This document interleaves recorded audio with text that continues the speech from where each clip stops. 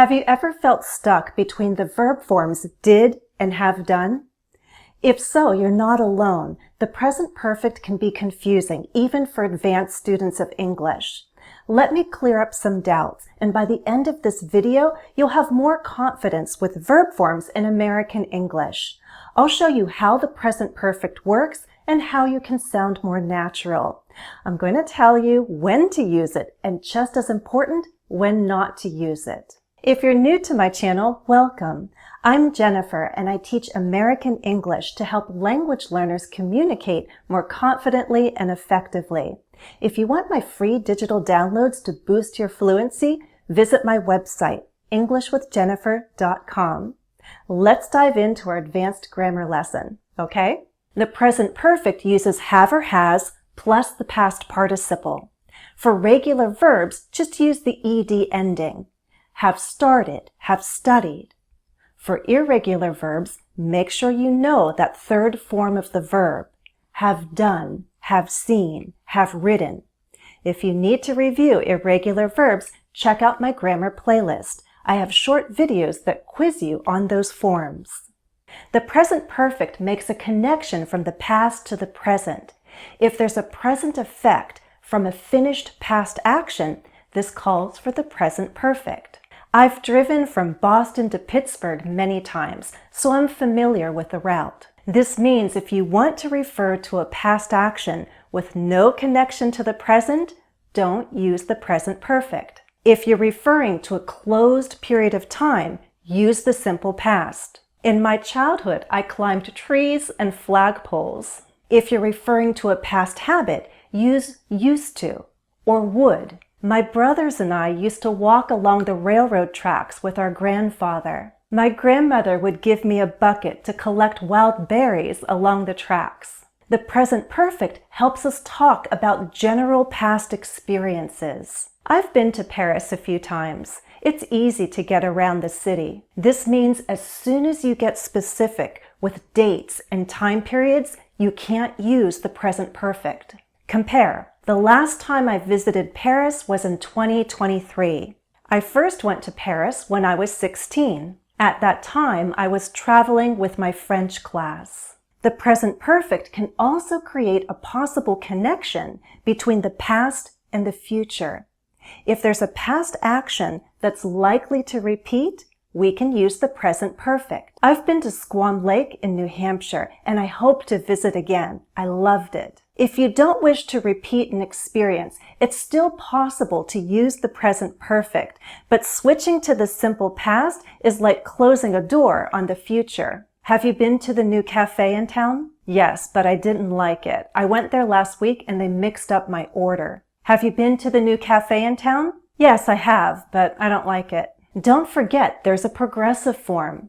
The present perfect progressive uses have or has plus been plus the present participle of the main verb. That's the ing form. Have been living, have been feeling. We might use the present perfect or the present perfect progressive to measure an event that's still in progress. I've been living in my current home for 3 years. This is more recent. I've lived in Massachusetts since 2001. This is a longer period of time. Again, a closed period of time would require the simple past. I lived and worked on a steamboat for about half a year. But what if there's evidence of an earlier action?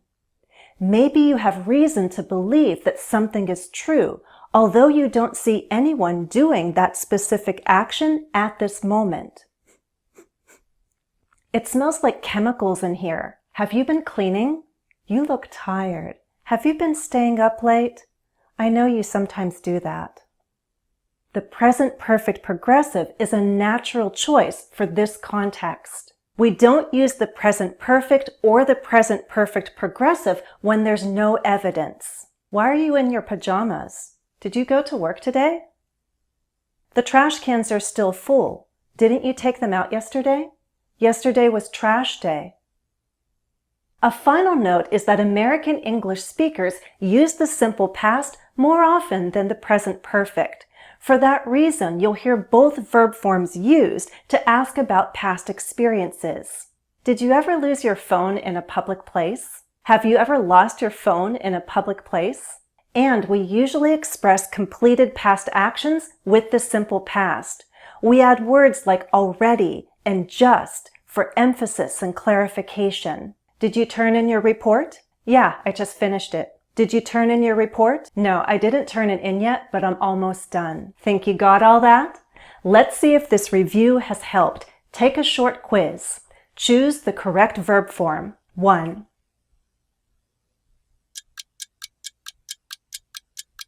Did you read bedtime stories as a child?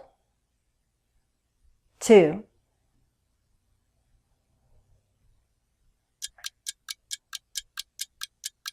I've been working in retail. I like it so far. 3.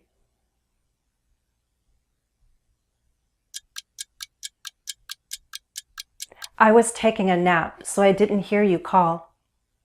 4.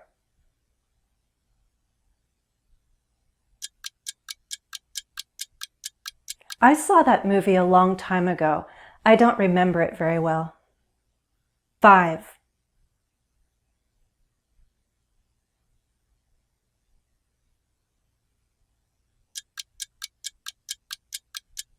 I feel like I understand Helen Keller so much better. I've been reading about her life. 6.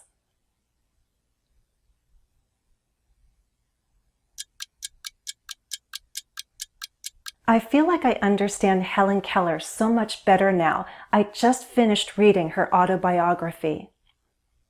Note that both answers could work, but many American English speakers would choose the simple past. 7. I've always wanted to try fencing.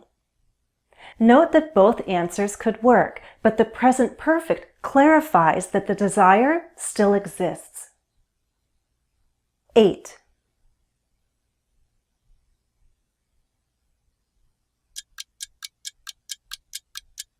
My arms and wrists are sore. I think I've been using the computer too much. That's all for now, but before I go, I'll ask you to hit the like and subscribe button so that you can stay on top of all the lessons I have planned for you. If you want live interaction and feedback, then join my English with Jennifer community on Patreon, where we study all skills for confident, effective communication. If you join my community, you'll also have the chance to get live answers to your questions. The link is in the video description. Hope to see you again soon.